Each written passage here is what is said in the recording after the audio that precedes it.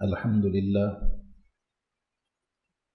للہ وحدہ والصلاة والسلام علی من لا نبی بعدہ اما بعد فاعوذ باللہ من الشیطان الرجیم بسم اللہ الرحمن الرحیم یستخفون من الناس ولا یستخفون من اللہ وهو معهم اللہم صلی علی محمد وعلی آل محمد کما صلیت علی ابراہیم وعلی آل ابراہیم انک حمید مجید اللہم بارک علی محمد وعلی آل محمد کما بارکت علی ابراہیم وعلی آل ابراہیم انک حمید مجید۔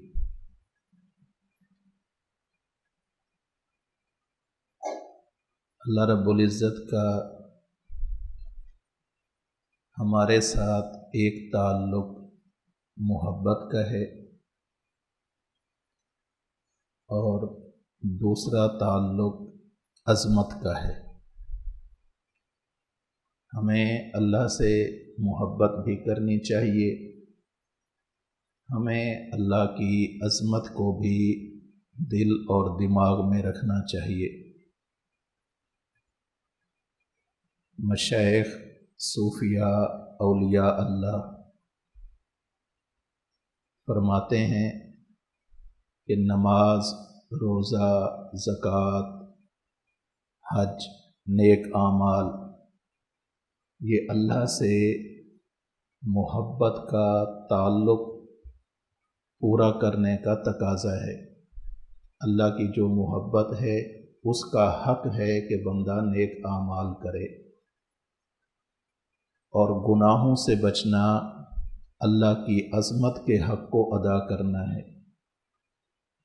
ہم نیک اعمال بھی کریں اللہ سے محبت کی وجہ سے، ہم گناہوں سے بھی بچیں اللہ کی عظمت کی وجہ سے۔ عام طور پر اہل علم طبقہ میں ایک بات دل دماغ میں بیٹھی ہوئی ہے کہ علم کا معنی یہ ہے کہ صرف نیک اعمال کر لیے جائیں۔ علم کا یہ معنی ہرگز نہیں ہے۔ علم کا جامع معنی یہ ہے کہ نیک اعمال سنت کے مطابق کیے جائیں اور گناہوں سے بچا جائے۔ اگر کوئی بندہ نیک اعمال کرتا ہے تو وہ اللہ سے محبت والے تعلق کا حق ادا کر رہا ہے، جو بہت اچھی بات ہے۔ اور جو بندہ نیک اعمال کرنے کے ساتھ ساتھ خود کو گناہوں سے بچا رہا ہے تو ایسا بندہ اللہ کی عظمت کے حق کو بھی ادا کر رہا ہے۔ ہم میں سے ہر بندہ اپنے گریبان میں جھانک کر دیکھے، آیا میں اللہ کے دونوں حق ادا کر رہا ہوں یا اللہ کے حقوق میں سے صرف ایک حق ادا کر رہا ہوں؟ اگر بندہ عبادت کرے، اللہ کا ایک حق ادا ہوتا ہے جو اللہ کا ہمارے ساتھ محبت والا تعلق ہے۔ محبت ہے، اللہ کا حکم ہے کہ نماز پڑھو، بندہ اللہ کی محبت میں نماز پڑھتا ہے۔ اللہ سے محبت ہے، اللہ فرماتے ہیں روزہ رکھو، بندہ روزہ رکھ لیتا ہے۔ یہ اللہ کی محبت کے حق ہیں۔ اور اللہ کی عظمت کا بھی حق ہے۔ اللہ فرمائیں گناہ نہ کرو، اس کے باوجود بندہ گناہ کرے تو اس کا معنی یہ ہوا کہ اللہ کی عظمت کو ملحوظ نہیں رکھا گیا۔ اگر اللہ کی عظمت دل میں ہوتی، اگر اللہ کی عظمت انسان کے دماغ میں ہوتی تو بندہ خود کو گناہوں سے بچاتا۔ اللہ ہم سب کو نیک اعمال کرنے کی اور گناہوں سے بچنے کی توفیق نصیب فرمائے۔ یوں تو گناہوں کی ایک لمبی فہرست ہے، ایک طویل سلسلہ ہے، بہت گناہ ہیں، لیکن کچھ گناہ ایسے ہیں جنہیں آج کے اس دور میں ہم نے گناہ سمجھنا ہی چھوڑ دیا ہے، یا انہیں اتنا معمولی سمجھ لیا ہے کہ بس کر لینے سے کوئی حرج نہیں ہے۔ سنن ابن ماجہ میں حضرت ثوبان رضی اللہ تعالی عنہ سے روایت موجود ہے، اللہ کے نبی صلی اللہ علیہ وسلم فرماتے ہیں، لَأَعْلَمَنَّ أَقْوَامًا مِّنْ أُمَّتِي يَأْتُونَ يَوْمَ الْقِيَامَةِ بِحَسَنَاتٍ أَمْثَالِ جِبَالِ تِہَامَةَ بِيضًا وَيَجْعَلُهَا اللَّهُ عَزَّ وَجَلَّ هَبَاءً مَّنثُورًا۔ اللہ کے رسول صلی اللہ علیہ وسلم نے فرمایا، میری امت کے کچھ ایسے لوگ ہوں گے، وہ قیامت والے دن اپنی نیکیاں اللہ کی بارگاہ میں اٹھا کر لائیں گے، پیش کریں گے کہ یا اللہ 8 سال تک علم حاصل کرتا رہا، 20 سال تک علم آگے پھیلاتا رہا، پڑھاتا رہا، تہجد پڑھتا رہا، قرآن کریم کی تلاوت کرتا رہا، تیرا نام لیتا رہا، ذکر کرتا رہا، نیک اعمال کرتا رہا، صدقہ خیرات جتنے نیک اعمال ہیں کرتا رہا، ساری زندگی کی کمائی اٹھا کر اللہ کی بارگاہ میں لائیں گے۔ اللہ کے نبی فرماتے ہیں ان کے اعمال کوئی معمولی نہیں ہوں گے، امثال جبال تہامۃ بیضاً، تہامہ علاقے کے جو بڑے بڑے پہاڑ ہیں، ان پہاڑوں جیسے ان کے اعمال ہوں گے۔ ظاہر سی بات ہے، ایک بندہ ساری زندگی تہجد پڑھتا رہے، اس کے نامہ اعمال میں کتنا بڑا عمل ہوگا، ساری زندگی نمازیں پڑھتا رہے کتنا بڑا عمل ہوگا، ساری زندگی اللہ کی عبادت کرتا رہے تو کتنا بڑا عمل ہوگا۔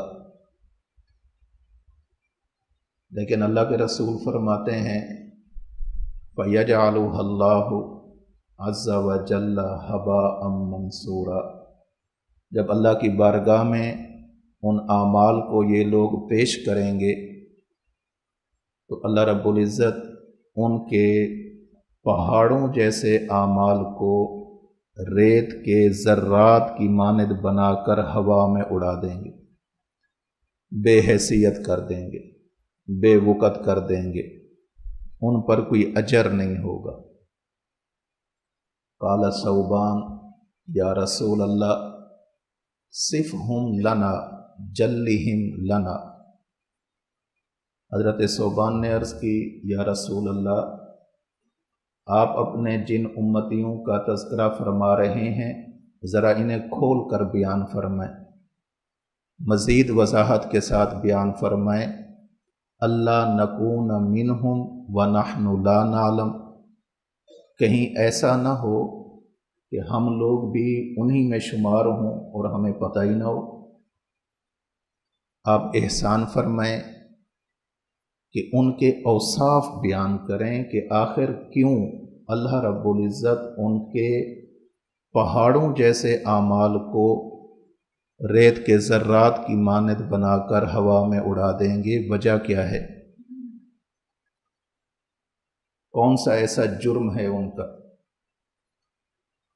اللہ کے رسول صلی اللہ علیہ وسلم فرماتے ہیں اما انہم اخوانکم، سبحان، وہ تمہارے بھائی ہوں گے، تمہارے جیسے لوگ ہوں گے، ومن جلدتکم، تمہارے جیسے لوگ ہوں گے، یأخذون من اللیل کما تأخذون، جیسے تم رات کو نیک عمل کرتے ہو، عبادت کرتے ہو، اسی طرح وہ لوگ بھی کیا کریں گے۔ فرق یہ ہے اذا خلو بمحارم اللہ انتہکوہا، لوگوں کے سامنے تو اچھے بن کر رہیں گے، نیک بننے کی کوشش کریں گے، لیکن جب تنہائی میں آئیں گے، خلوت میں آئیں گے، لوگوں کی نظروں سے دور ہو جائیں گے، اپنے آپ کو اکیلا سمجھ لیں گے، بمحارم اللہ انتہکوہا، پھر اللہ نے جن چیزوں کو حرام کر رکھا ہے یہ انہی کاموں کا ارتکاب کریں گے۔ یعنی ان کی خلوت ان کی جلوت کے منافی ہوگی۔ لوگوں کے سامنے بڑے پارسا، متقی، شیخ الحدیث، عالم با عمل، پیر طریقت، رہبر شریعت، حضرت العلام وغیرہ وغیرہ لوگوں کے سامنے، اور جب تنہائی میسر ہوگی پھر گناہ ہی گناہ۔ اگر آپ اس حدیث کی شرح میں محدثین کی شروحات کو دیکھیں گے، انہوں نے اپنے طور پر اس میں بہت اچھی باتیں ذکر فرمائی ہیں، لیکن آج سے تقریباً 40 سال پہلے تک، 50 سال پہلے تک ایک عام بندہ جب یہ سوچتا تھا کہ تنہائی میں بندہ آخر کون سا گناہ کرتا ہے، تو یہ بات انسان مان تو لیتا تھا، لیکن یہ بات انسان پر کھلتی نہیں تھی کہ تنہائی میں کون سا گناہ ہوتا ہے، ایک دو گناہ ذہن میں آیا ہوگا بس۔ تو ان گناہوں کی وجہ سے اللہ زندگی بھر کی عبادت کو بے وقت فرما دیں گے، انسان سوچتا تھا۔ لیکن آج کے دور میں یہ بات ہر بندہ سمجھ لیتا ہے، ہر بندہ جس کے پاس تنہائی کے اوقات میسر ہیں، اپنی تنہائی کو اللہ کی عبادت میں صرف کرنے کی بجائے، اللہ کے حضور دعائیں مانگنے کی بجائے، اللہ کے حضور رونے دھونے کی بجائے، اللہ سے معافی، استغفار، بخشش مانگنے کی بجائے اپنے زندگی بھر کے اعمال کو تباہ کرنے کے لیے اس کی جیب میں ایک چھوٹا سا آلہ موجود ہے جسے موبائل کہتے ہیں، اسی میں زندگی بھر کی نیکیوں کو ضائع کرنے کا سارا بندوبست موجود ہے۔ دن کو سبق پڑھے، سبق پڑھائے، عبادت کی، قرآن کریم کی تلاوت کی، لیکن جب رات کو سونے لگا فلم دیکھ کر سویا۔ دن کو عبادت کی، بخاری شریف، مسلم شریف، ابو داؤد، ترمذی اور دیگر کتب حدیث کو پورا دن پڑھتا اور پڑھاتا رہا، رات کو سونے لگا ڈرامہ دیکھ کر سویا۔ پورا دن فقہ کی کتابیں پڑھتا رہا، پڑھاتا رہا، اللہ اللہ کرتا رہا، رات کو سونے لگا مجرا دیکھ کر سویا، ڈانس دیکھ کر سویا۔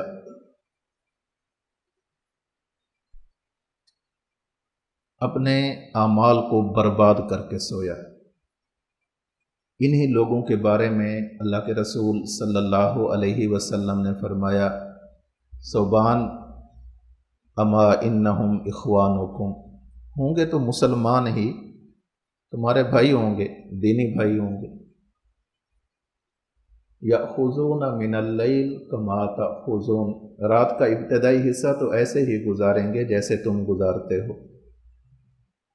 مغرب کی نماز ادا کی، اوابین پڑھے، سورۃ الواقعہ کی تلاوت کی، پھر اپنے سبق کو پڑھا، تکرار کیا، مطالعہ کیا، عشاء کی نماز ادا کی، عشاء کے بعد نماز کو مکمل کیا، سورہ ملک کی تلاوت کی، اب پورے دن کی جو نیکیاں ان کے پاس تھیں ان کو بچا کر سونا چاہیے تھا، لیکن یہ بندہ اپنے پورے دن کی نیکیوں کو برباد کر کے سوتا ہے۔ قرآن کریم میں اللہ رب العزت نے ایک مثال ذکر کی ہے، مثال دے کر انسانوں کو ایک بات سمجھائی ہے کہ عقل مندی سے کام لینا، بے وقوف نہ بننا۔ جیسا کہ فرض کرو ایک بے وقوف عورت ہے، وہ پورا دن چرخے پہ سوت کاٹتی ہے، پورا دن سوت بناتی ہے، جب پورا بن جاتا ہے اس کو کاٹ دیتی ہے۔ لا تکونوا کاللتی نقضت غزلها من بعد قوت انکاس۔ اگر بندہ نیک اعمال کرے اور پھر نیک اعمال کو بچا نہ سکے، نیک اعمال کرے اور نیک اعمال کی حفاظت نہ کر سکے، نیک اعمال کرے اور نیک اعمال کے بعد کوئی ایسا گناہ کر بیٹھے جس کی وجہ سے وہ نیک اعمال سرے سے ختم ہو جائے، یقین مانیں اس جیسا بے وقوف آدمی، اس جیسا خسارہ اٹھانے والا انسان اور کوئی نہیں ہو سکتا۔ یوں ایک منٹ کے لیے فرض کر لیں، اللہ ہماری حفاظت فرمائے، اللہ بار بار اپنے کرم کا معاملہ فرمائے، خدا نہ خواستہ اگر جس نہج پر، جس طریقے پر، جس ڈگر پر ہم چل رہے ہیں، بے فکری کی زندگی گزار رہے ہیں، احساس کی دولت سے خالی ہو کر اپنی زندگی گزار رہے ہیں، اگر ہماری یہ زندگی یوں ہی چلتی رہی، آج بال سفید نہیں ہیں، سیاہ ہیں، کل کو بال سفید ہو جائیں گے، آج جسم کے اندر طاقت ہے، اعضاء مضبوط ہیں، قوا مضبوط ہیں، عمر ڈھلتی جائے گی، قوا میں کمزوری آ جائے گی، ایک دن آئے گا چلنے پھرنے سے عاجز ہوں گے، کچھ نہیں کر سکیں گے۔ لیکن جیسی زندگی ہم نے گزاری ہے، اس زندگی کا کوئی نیک عمل ہمارے پاس نہیں ہوگا۔ اسی حالت میں اللہ معاف فرمائے اگر بندے کی روح نکل جائے، بندہ اللہ کی بارگاہ میں جا کر کھڑا ہو جائے، ہم علماء کی باتیں سن کر، بیان سن کر، سبق سن کر، ہمارے اوپر اعتماد کر کے لوگوں نے اپنی زندگی سدھار لی، اور ہم انہیں سمجھا کر اپنی زندگی برباد کر بیٹھے۔ قیامت کا دن ہو، جن لوگوں کو ہم نے دین کا مسئلہ بتایا ہو، وہ دین پر عمل کرنے کی وجہ سے جنت میں جا رہے ہوں، اور ہم اپنے گناہوں کی وجہ سے جہنم میں جا رہے ہوں، آپ خود اندازہ فرمائیں ہم سے زیادہ بے وقوف اور کون انسان ہوگا، ہم سے زیادہ بدقسمت انسان کون ہوگا کہ جن کو ہم نے سمجھایا وہ سمجھ گئے، وہ جہنم سے بچ کر جنت کے اندر چلے گئے، اور ہم خود سمجھانے والے ہم جنت کی بجائے جہنم کی طرف جا رہے ہیں۔ اپنی تنہائیوں کو پاک کرنا ہوگا، اپنی خلوتوں کو پاک کرنا ہوگا۔ جلوتیں ہماری بہت اچھی ہیں، بہت اچھی ہیں، لوگ بلاتے ہیں، ان کے سامنے ہم بن ٹھن کے جاتے ہیں، ان کے سامنے ظاہر کرتے ہیں کہ ہم بڑے پارسا لوگ ہیں، نیک لوگ ہیں، لیکن جب ہماری خلوت آتی ہے ہم سے بڑا خبیث الفطرت کوئی نہیں ہوتا۔ وہ چیزیں جو اللہ نے حرام کر رکھی ہیں ان کی نفرت ہمارے دل میں ہوتی ہی نہیں ہے، بلکہ اگر معاف کیجئے گا ان کی ایک گونا محبت ہمارے دل میں ہوتی ہے، یہ بھی دیکھ لوں، یہ بھی دیکھ لوں، یہ بھی کر لوں، ایسے بھی ہو جائے، یہ بھی ہو جائے۔ اپنی نفسانی خواہشات کو پورا کرنے کا عمل جب تک پورا نہیں ہوتا، ہماری طبیعت ایسی بن چکی ہے کہ ہم لوگوں کو نیند نہیں آتی۔ یہ یاد رکھنا، اللہ کی ذات وہ ہے جو ہمیں ہر وقت دیکھ رہی ہے، ہر وقت دیکھ رہی ہے، اور اس کا دیکھنا بھی ایسا ہے کہ جس میں ہر وقت نگرانی ہی نگرانی ہے۔ اللہ لا الہ الا هو الحی القیوم لا تأخذہ سنۃ ولا نوم۔ خدا اونگتا بھی نہیں ہے کہ لمحے بھر کے لیے ہم خدا کی نگاہ سے ہٹ سکیں۔ خدا کو نیند بھی نہیں آتی، ہر وقت خدا ہمیں دیکھ رہا ہے، ہر وقت۔ اگر یہ احساس ہمارے دل میں آ جائے، یہ احساس ہمارے دل میں آ جائے کہ میں یہ گناہ کرنے لگا ہوں، اللہ کی ذات مجھے دیکھ رہی ہے، اور کام ایسا ہے کہ جو خدا کی نافرمانی پر مشتمل ہے۔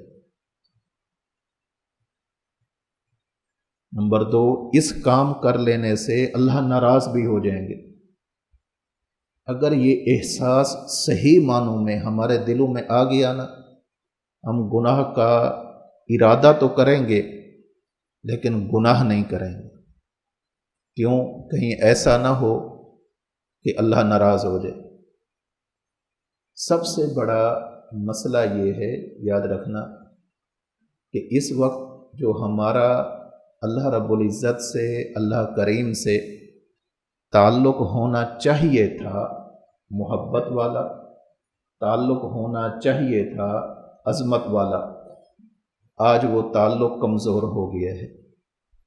ہمارے دل میں خدا کی محبت برائے نام رہ گئی ہے، ہمارے دل میں خدا کی عظمت برائے نام رہ گئی ہے۔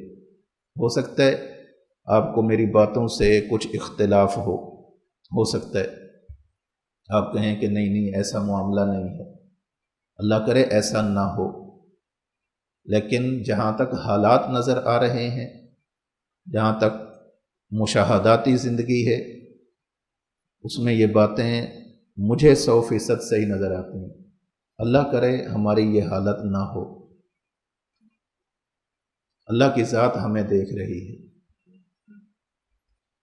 ہم کسی کو دیکھتے ہیں اور اس دیکھنے کے عمل میں اگر اس سے کوئی ہمارا غلط مقصد ہوا، اس کو تنزن دیکھا، حسد کے ساتھ دیکھا، اس کو اذیت دینے والی نگاہوں سے دیکھا، ایسے طنزیہ انداز میں اس کو دیکھا، ٹھیک ہے، اب ٹھیک ہوا تمہارے ساتھ، صرف دیکھا، زبان سے کچھ نہیں بولا، یا دیکھتے ہوئے ہم نے شہوت کے ساتھ دیکھا، گناہ کو کرنے کی نیت کے ساتھ دیکھا۔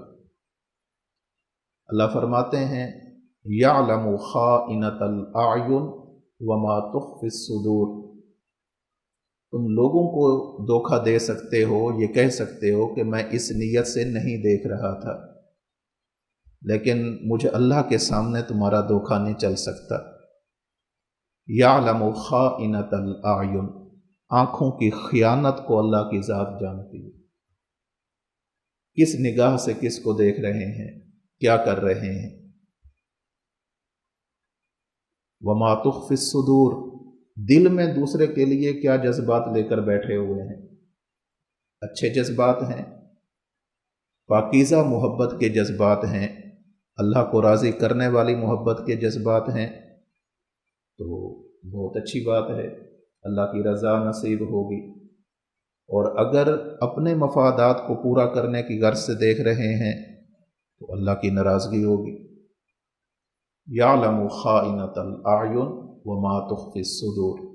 ہم اللہ کی ذات سے کوئی دور نہیں ہیں، ایک اس مسئلے کی نوعیت ہے علمی، عالمانہ بحث ہے، این اللہ، معیت علمی ہے، معیت ذاتی ہے، دلائل کیا ہیں، جمہور کس کے قائل ہیں، دوسری جانب میں کس کی کیا بات ہے، وہ ایک بالکل ایک علمی پہلو ہے، اس کا اعتقادی پہلو ہے۔ دوسرا اس کا ایک عملی پہلو ہے۔ حدیث جبریل میں حضرت عمر رضی اللہ تعالی عنہ سے مروی ہے، اللہ کے رسول صلی اللہ علیہ وسلم اور حضرت جبریل امین کا آپس میں مکالمہ ہے، گفتگو ہے۔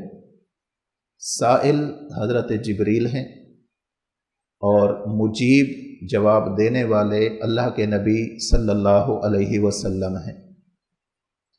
مشکات کے آغاز میں حدیث موجود ہے، حدیث جبریل معروف حدیث ہے۔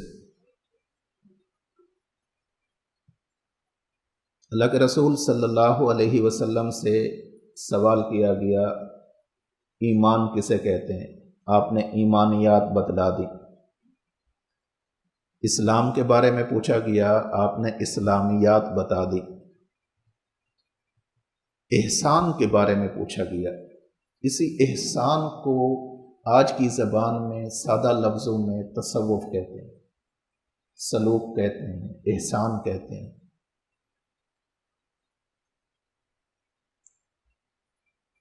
حضرت جبریل امین نے جب پوچھا مل احسان یا رسول اللہ، اے اللہ کے رسول یہ احسان کیا چیز ہے، تصوف کیا چیز ہے؟ یہ جو آپ سنتے ہیں کہ مشائخ تصوف کی باتیں کرتے ہیں، اولیاء اللہ تصوف کی باتیں کرتے ہیں، یہ کیا چیز ہے؟ کیونکہ ہم ہر وقت ایک خالص علمی ماحول میں رہنے کے عادی ہو گئے ہیں، اس لیے اس طرح کی باتوں سے ہماری طبیعت ذرا دور رہنے کو پسند کرتی ہے،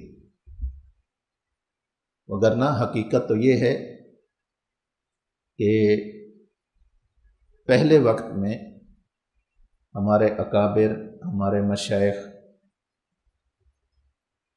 وہ فراغت کے بعد خانقاہ میں وقت لگواتے تھے۔ حضرت کشمیری رحمہ اللہ جس وقت کتابیں ختم کراتے، طلباء کو پہلی نصیحت یہی ہوتی کہ بھئی آپ عالم بن گئے ہیں، مولوی بن گئے ہیں، اب اس علم کو اپنی عملی زندگی میں کیسے لانا ہے، اس کے لیے تمہیں کچھ دن خانقاہ میں گزارنے ہوں گے۔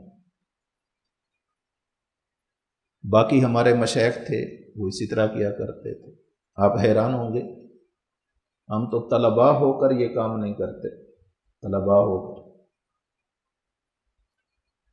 حضرت شیخ الہند رحمۃ اللہ علیہ، مولانا محمود حسن دیوبندی رحمۃ اللہ علیہ، دارالعلوم دیوبند کے شیخ الحدیث، دارالعلوم دیوبند کے صدر المدرسین، جس وقت شیخ الہند کا طوطی بولتا تھا، شہرت کے اس اوج ثریا پر تھے کہ آج کے لوگ تصور میں بھی نہیں لا سکتے۔ ہمیں تو اپنے مدرسے کی کلاس والے بھی نہیں جانتے کہ ہم کون ہیں اور کون نہیں۔ ایک مدرسے کے استاد کو وہاں پڑھنے والے طلباء اس وقت تک جانتے ہیں جب تک پڑھتے ہیں، اور جب وہاں سے چلے جاتے ہیں تو انہیں بھی نہیں پتہ ہوتا کہ یہ پتہ نہیں ہم نے ان سے پڑھا تھا کہ نہیں پڑھا تھا، پتہ نہیں کون سی کتاب پڑھی تھی۔ ہماری شہرت کتنی ہے، نہ ہونے کے برابر ہے۔ القلیل کالمعدوم، کچھ بھی نہیں۔ اور شیخ الہند اس وقت میں بھی شیخ الہند تھا۔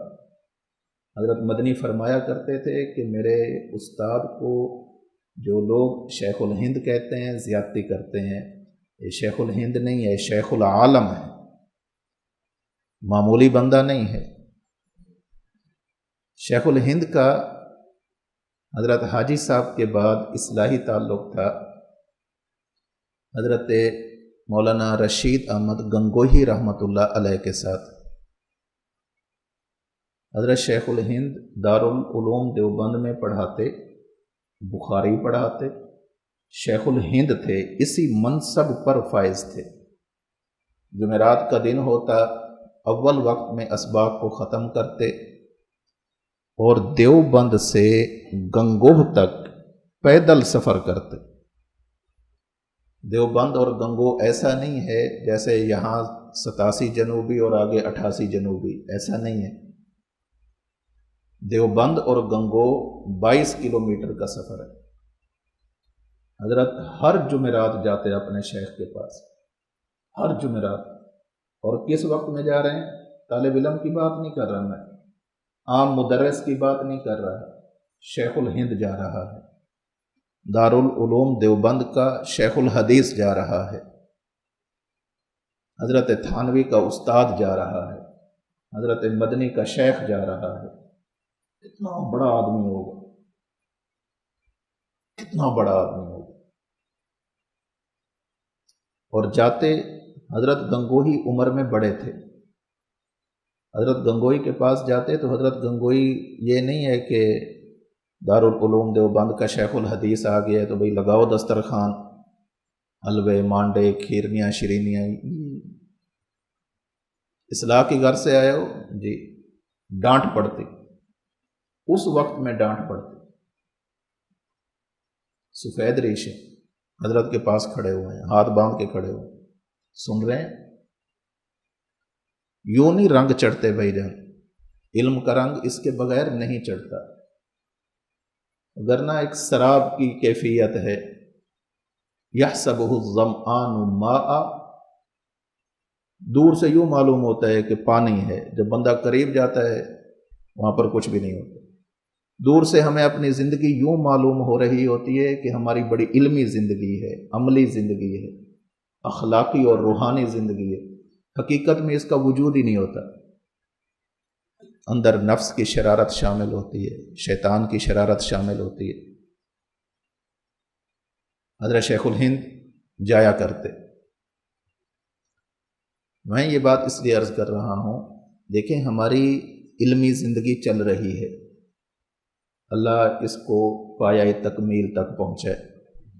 جن کی پڑھنے کی زندگی مکمل ہوئی ہے، اللہ پڑھانے والی زندگی تا مرگ نصیب فرمائے۔ اللہ اپنے دین سے جوڑ کر رکھے، اللہ اپنے قرآن سے، اپنے رسول کے فرمان سے، اپنے دین اور شریعت سے ہمیشہ کے لیے جوڑ کر رکھے، ایک لمحہ بھر کے لیے بھی اس سے ہماری علیحدگی نہ ہو، دوری نہ ہو۔ لیکن اگر ہم یہ چاہتے ہیں اور اخلاص کے ساتھ یہ چاہتے ہیں کہ ہمارے اوپر علم کا اثر ظاہر ہو، ہماری عملی زندگی میں وہ ہماری پڑھی ہوئی شریعت نظر آنی چاہیے، پھر اس کے لیے نیک اعمال کے ساتھ ساتھ، دیکھیے نیک اعمال کی ترغیب چلتی رہتی ہے، بھئی نماز پڑھو، صبح اٹھو، تہجد پڑھو، ذکر کرو، تلاوت کرو، اللہ اللہ کرو، یہ باتیں اپنی جگہ پر مسلم ہیں، ان کے بغیر گزارا نہیں ہے۔ لیکن ان نیک اعمال کو بچا کر رکھنا اس سے زیادہ ضروری ہے۔ اور وہ بچیں گے کیسے؟ کہ بندہ خود کو گناہوں سے بچے۔ میں پھر عرض کر رہا ہوں، بڑے گناہوں سے ہم بچتے ہیں۔ ہم میں سے اس شکل و صورت کے ساتھ کوئی بندہ آج کے دور میں ایسی محفل میں نہیں جاتا جہاں لوگ تانا دیں، مولوی صاحب کہاں آ گئے ہو، ہم وہاں نہیں جاتے۔ فرض کریں، میں بات کو بالکل آسان لفظوں میں ذکر کرتا ہوں، فرض کریں شادی کا موقع ہو، شادیوں میں آج کل یہ مصیبت چل پڑی ہے کہ وہاں پر ڈانس ہوتا ہے، مجرے ہوتے ہیں، طوائفیں آتی ہیں، پیسے اچھالے جاتے ہیں، شراب پی جاتی ہے۔ ہم جیسا سفید پوش انسان وہاں نہیں جائے گا، یار یہاں نہیں جانا۔ کیوں؟ یہ نہ کہیں کہ ہمارے تقوی کے خلاف ہے، نہ، لوگ دیکھ کر کہیں گے کہ مولوی صاحب آپ اچھے نہیں ہیں۔ اسی چیز کو اب موبائل میں دیکھ لو۔ اب مجھے بتائیں، گناہ کرنے کا ہمارا دل کر رہا ہے کہ نہیں کر رہا؟ واضح سی بات ہے۔ اگر ہم گناہ سے بچنا چاہتے تو جیسے اس مجلس میں ہم شریک نہیں ہوئے تو ہم موبائل میں بھی اس مصیبت کو نہ دیکھتے۔ ہمیں آج کوئی کہے کہ فلاں جگہ پر تھیٹر میں سینما میں فلم لگی ہوئی ہے، چل مولوی صاحب چلیے، ہم اسی مسجد کے امام بھی ہوں، ہمارا مقتدی ہمیں کہہ رہا ہو کہ چلتے ہیں فلم دیکھنے، آپ کا کیا خیال ہے؟ ہم چل پڑیں گے؟ لیکن یہ جو نہیں جا رہے اس کی وجہ کیا ہے؟ تقویٰ ہے۔ یہ مقتدی یہ سوچے گا کہ یار مولوی صاحب کیسا آدمی ہے، ہاں یہ تو فلم بھی دیکھتا ہے، اسے ہم ڈانٹ دیں گے اے بھائی نہیں جانا چاہیے، گناہ ہوتا ہے، وہ بیچارہ ہماری یہ بات سن کر نہیں جائے گا۔ رات ہوگی بستر میں جائیں گے، موبائل نکالیں گے، دیکھیے تو صحیح کون سی فلم کا کہہ رہا ہے۔ یہ ہماری عملی زندگی رہ گئی ہے۔ اگر یہی عملی زندگی ہوئی، یستخفون من الناس ولا یستخفون من اللہ وہو معہم، ہم لوگوں سے تو چھپتے ہیں، العبرۃ لعموم اللفظ لا لخصوص السبب۔ اگر جن بھائیوں کو اعتراض ہو رہا ہے کہ یہ تو یہود کے بارے میں ہے، قرآن کریم کا اسلوب عمومی طرز کا ہے، نصیحت کی جن باتوں کی ضرورت یہود کو تھی انہی باتوں کی ضرورت ہمیں بھی ہے، جن غلط کاموں سے یہود کو روکا گیا ہے ہمیں بھی روکا گیا ہے۔ حسد والی بیماری کس قوم میں زیادہ تھی؟ یہود میں۔ کیا ہمارے لیے جائز ہے؟ یہود کو روکا گیا ہے تو ساتھ ہمیں بھی روکا، بھئی گندی چیز ہے، یہود کے لیے بھی گندی ہے، ہمارے لیے بھی گندی ہے۔ یستخفون من الناس ولا یستخفون من اللہ، لوگوں سے ڈرتے ہیں، لوگوں سے چھپتے ہیں۔ تنہائی میں پڑا ہوا آدمی ہوگا، بلی بھی اگر دروازے پر آ کر تھوڑا سا ہلائے گی تو یکدم ہل جائے گا، یار کوئی آ تو نہیں گیا، ہوا سے بھی دروازہ ہل جائے گا، پریشان ہوگا۔ یستخفون من الناس ولا یستخفون من اللہ، اللہ سے نہیں چھپتے، اللہ سے ڈر کر اس برے عمل کو نہیں چھوڑتے۔ میں عرض کر رہا تھا حضرت جبریل امین نے اللہ کے رسول صلی اللہ علیہ وسلم سے پوچھا، یا رسول اللہ مل احسان، یہ تصوف، یہ سلوک، یہ احسان کیا چیز ہے؟ آپ پریشان نہ ہو، 40 منٹ پر چھٹی ہونی ہے، نماز کا وقت آگے ہو گیا ہے تو گھنٹی بجنے سے پریشان نہیں ہونا۔ میں بات کو سمیٹ رہا ہوں، بات کو بالکل ختم کرنے لگا ہوں، اور میں یہ بھی کیفیت سمجھتا ہوں کہ کھانے کی گھنٹی لگ جانے کے بعد کتنی توجہ کے ساتھ بیان کو سنا جاتا ہے، کتنے ذوق اور شوق کے ساتھ بندہ بیٹھتا ہے، اس کیفیت کو ہم بھی سمجھتے ہیں۔ بس یہی ذہن میں آ رہا ہوتا ہے اللہ کرے یہ آخری بات ہو، اس کے بعد کوئی مزید بات نہ ہو، اللہ کرے ابھی بس ختم کر دیں اور یہ کہیں کہ باقیہ حصہ کل بتائیں گے، لیکن ایسا نہیں ہوگا۔ آپ لوگ کچھ دن ہمارے پاس آئے ہیں تو ہم اپنی ترتیب کے مطابق آپ لوگوں کو چلائیں گے۔ حضرت جبریل امین نے پوچھا مل احسان یا رسول اللہ، اللہ کے رسول تصوف، سلوک، احسان یہ کیا چیز ہے؟ اللہ کے رسول صلی اللہ علیہ وسلم نے فرمایا ان تعبد اللہ کأنک تراہ، یوں عبادت کرو کہ تم خود خدا کو دیکھ رہے ہو، یہ ہے تصوف۔ لیکن یہ مقام کاملین کو نصیب ہوتا ہے، کاملین کو، اس وقت وہ عبادت کر رہے ہوتے ہیں یوں اپنی ان کی کیفیت ہوتی ہے کہ وہ خدا کو دیکھ رہے ہیں۔ اللہ کے رسول نے ہمارے بارے میں فرمایا فَإِن لَّمْ تَكُن تَرَاهُ فَإِنَّهُ يَرَاكَ، اگر تمہاری یہ کیفیت نہیں بن رہی تو کم از کم آخری درجہ یہ ہے کہ پھر یہ سوچ لو کہ اللہ تو مجھے دیکھ رہا ہے، میں اللہ کو نہیں دیکھ سکتا، میری آنکھوں میں وہ نہیں طاقت، میرے دل کی وہ روشنی نہیں ہے، میرے دل میں وہ مضبوطی نہیں ہے، لیکن اتنا تو ہے نا کہ اللہ مجھے دیکھ رہا ہے۔ جس بندے کے دل میں یہ احساس صحیح معنوں میں پیدا ہو جاتا ہے، صحیح معنوں میں، اسے لمبی چوڑی کتابیں پڑھنے کی ضرورت نہیں پڑتی، اور جس بندے میں یہ احساس پیدا نہیں ہوتا وہ بھلے جتنی کتابیں پڑھ لے کوئی اثر نہیں ہوتا۔ مدینہ منورہ میں حضرت عمر رضی اللہ تعالیٰ عنہ کا زمانہ تھا۔ حضرت عمر رضی اللہ تعالیٰ عنہ رات کو رعایا کی خبر گیری کرنے کے لیے گشت فرمایا کرتے تھے۔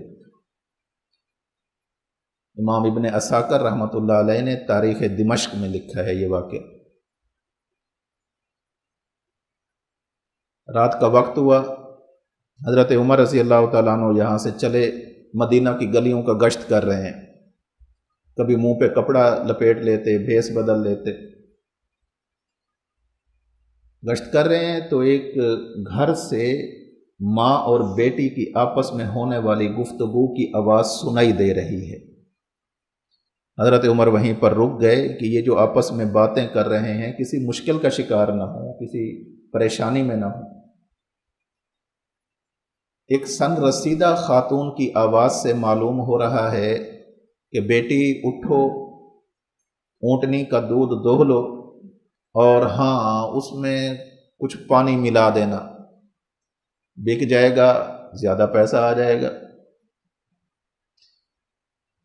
بیٹی جواب دیتی ہے کہ اماں آپ کو معلوم نہیں کہ عمر نے اس سے منع کیا ہوا ہے؟ ماں کی آواز آئی کہ بیٹی اس وقت عمر ہمیں نہیں دیکھ رہا۔ بیٹی کہتی ہے ان کان عمر لا یعلم فالہ عمر یعلم۔ عمر نہیں دیکھ رہا نا، عمر کا خدا دیکھ رہا ہے۔ حضرت عمر رضی اللہ تعالیٰ عنہ نے اسی دروازے پر ایک نشان سا لگایا، واپس آ گئے، کچھ بھی نہیں کہا۔ صبح کا وقت ہوا، اپنے ہرکارے پولیس والے انہیں بھیجا کہ فلاں گھر پر جاؤ، ایک خاص نشان لگا ہوا ہوگا، وہاں پر جاؤ، وہاں جو بھی ہے اسے لے آؤ۔ وہ گئے، وہاں پر معلوم ہوا کہ یہ لوگ جو اس گھر میں رہتے ہیں یہ مدینہ کے رہائشی نہیں ہیں، ان کا تعلق قبیلہ بنو ہلال سے ہے، یہ یہاں مسافر ہیں بیچارے، انہوں نے یہاں رہائش رکھ لی ہے، اصلاً نسلاً یہ یہاں کے نہیں ہیں، مدینہ کے نہیں ہیں۔ حضرت عمر رضی اللہ تعالیٰ عنہ کی دربار میں ماں بھی حاضر ہو گئی، بیٹی بھی حاضر ہو گئی پردے میں۔ حضرت عمر نے فرمایا کہ آپ لوگوں کی رات کیا گفتگو ہو رہی تھی؟ ماں تو ڈر گئی بیچاری، میں تو بیٹی سے کہہ رہی تھی کہ عمر نہیں دیکھ رہا، یہ تو سن بھی رہا تھا، آج خیر نہیں ہے، ہچکچا رہی ہے، ڈر رہی ہے کہ کیا کہوں۔ حضرت عمر نے فرمایا کہ نہیں، ڈرنے کی کوئی ضرورت نہیں، آپ جو بات بھی ہے آپ کہیں۔ بالآخر الامر فوق الادب، مرتے کیا نہ کرتے، کوئی اور چارہ ہی نہیں تھا۔ حضرت عمر کے ہاتھ میں عصا، یوں بیٹھے ہوئے ہیں، جلالت شان کے ساتھ بیٹھے ہوئے، رات کیا واقعہ پیش آیا بتاؤ؟ ایک ایک چیز کانپ رہی ہے، کیا بتائیں، زبان لڑکھڑا رہی ہے۔ کہا کہ بتاؤ۔ ماں کہتی ہے جی امیر المومنین، ہمارے حالات تنگ تھے تو میں نے اپنی بیٹی سے یہ کہا کہ دودھ دو لو اور اس میں پانی ملا لو۔ بیٹی سے کہا کہ بیٹی پھر تم نے کیا جواب دیا؟ بیٹی کہتی ہے کہ میں نے ان سے کہا کہ عمر نے منع کیا ہوا ہے۔ ماں سے پوچھا کہ پھر آپ نے کیا کہا بیٹی کو؟ میں نے اس سے کہا کہ عمر کون سا دیکھ رہا ہے۔ اب اس بیٹی سے کہا کہ بیٹی رات جو تو نے اس وقت جملہ بولا تھا ماں کے اس سوال کے جواب میں، ذرا وہی جملہ دوبارہ دوہرا۔ وہ بیٹی کہنے لگی ان کان عمر لا یعلم فالہ عمر یعلم، اگر عمر نہیں دیکھ رہا، عمر کا خدا تو دیکھ رہا ہے۔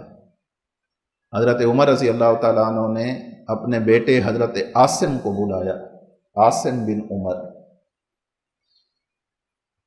حضرت عاصم سے کہا کہ بیٹا میں آپ کا نکاح اسی بچی سے کر رہا ہوں، پتہ ہی نہیں ہے خاندان کون ہے، بعد میں پتہ چلا، مدینہ، قریش، حسب، نسب، سب چیزیں چھوڑ دی۔ یہ نہیں کہ عالمہ تھیں، نہیں، حافظہ تھی، نہیں، کچھ بھی نہیں۔ اس کے دل میں خوف خدا تھا کہ تنہائی میں بھی اللہ کا خوف دل میں ہے، اکیلے میں بھی اللہ کا خوف دل میں ہے۔ حضرت عمر رضی اللہ تعالیٰ عنہ نے حضرت عاصم کی انہی کے ساتھ شادی کرا دی، اسی بچی سے۔ ان سے ایک بیٹی پیدا ہوئی، اس بیٹی کا نکاح ہوا ہے عبد العزیز بن مروان بن حکم کے ساتھ۔ انہی سے پھر ایک بیٹا پیدا ہوا ہے جسے عمر بن عبد العزیز کہتے ہیں۔ یہ اگر ماں بھی نیک ہو، باپ بھی نیک ہو، ان کے اثرات اولاد میں نظر آتے ہیں، اور اللہ نہ کرے اگر ان دونوں میں سے کسی ایک جگہ پر فالٹ ہو، پھر اولادیں بھی بڑی عجیب و غریب قسم کے سامنے آتی ہیں۔ اللہ پاک ہماری حفاظت فرمائے۔ اس لیے میں یہ عرض کر رہا تھا کہ ہم جلوت کے گناہوں سے تو بچتے ہی ہیں، ہمیں خلوت کے گناہوں سے بھی بچنا چاہیے۔ خلوت سے اپنی خلوت والی زندگی بھی پاک رکھنی چاہیے، اور اگر کوئی بندہ اپنی خلوت کی زندگی کو بد نگاہی سے، بد نظری سے، حرام چیزوں کے دیکھنے سے نہیں روکتا، اس کے اور نقصان تو ہیں ہی، 2-3 ایسے بڑے نقصان ہیں کہ جن سے بندہ ہر وقت پناہ مانگتا ہے۔ نمبر 1، بسا اوقات اللہ رب العزت اس عادت اور طبیعت کی وجہ سے اس انسان کو دین کی خدمت سے محروم کر دیتے ہیں۔ یہ بھلے 1000 جتن جتائے، اگر یہ بندہ اپنی تنہائی کو پاک نہیں کرتا، اپنی خلوت کو پاک نہیں کرتا، گناہوں سے صاف نہیں کرتا، توبہ استغفار نہیں کرتا، یہ ساری زندگی کام میں لگا رہے گا، لیکن اللہ کے ہاں کوئی اجر نہیں ہوگا۔ اللہ دین کی خدمت سے محروم کر دیتے ہیں۔ دوسرا، اللہ کی طرف سے اس کا یہ نتیجہ سامنے آتا ہے کہ اس کا دل سخت ہو جاتا ہے۔ دل سخت ہو جاتا ہے۔ دل سخت ہونے کا معنی یہ نہیں کہ اندر جو لوتھڑا ہے وہ سخت ہو جاتا ہے، یہ معنی مراد نہیں۔ دل سخت ہونے کا معنی یہ ہے کہ اب آپ اس کے سامنے دین کی بات کریں، ترغیب کی بات کریں، ترہیب کی بات کریں، جنت جہنم کی بات کریں، اس پر کوئی اثر نہیں ہوگا، کوئی اثر نہیں۔ جنت کا شوق نہیں رہے گا، جہنم کا خوف نہیں رہے گا، اللہ کی رضا کی طلب نہیں رہے گی، اللہ کی ناراضگی کا خوف نہیں رہے گا۔ دل سخت ہو جاتا ہے، دل سخت ہو جاتا ہے۔ اس کا ایک نقصان یہ بھی ہوتا ہے کہ حافظہ کمزور ہو جاتا ہے، پھر بندہ کوشش کے باوجود بھی لگا رہتا ہے نا، حافظہ ساتھ نہیں دیتا۔ بہت سارے لوگ آتے ہیں جی وہ حافظہ کمزور، حافظہ کمزور۔ حضرت امام شافعی رحمۃ اللہ علیہ نے اپنے استاد سے کہا تھا، شکوت الی وکیع سوء حفظی الی آخرہ، تو انہوں نے کیا کہا تھا؟ ترک معاصی، گناہ چھوڑ دو۔ گناہ ایسی چیز ہے، ایسی نحوست ہے کہ جس کی وجہ سے علم کی نورانیت ختم ہو جاتی ہے، علم پر عمل کرنے کا جذبہ وہ ختم ہو جاتا ہے۔ تو اس لیے جیسے ہم اپنی جلوتوں کو پاک رکھتے ہیں، اسی طرح ہمیں اپنی خلوتوں کو بھی پاک رکھنا چاہیے۔ وَذَرُوا ظَاهِرَ الْإِثْمِ وَبَاطِنَهُ۔ اللہ رب العزت عمل کی توفیق نصیب فرمائے۔ وآخر دعوانا ان الحمد للہ رب العالمین۔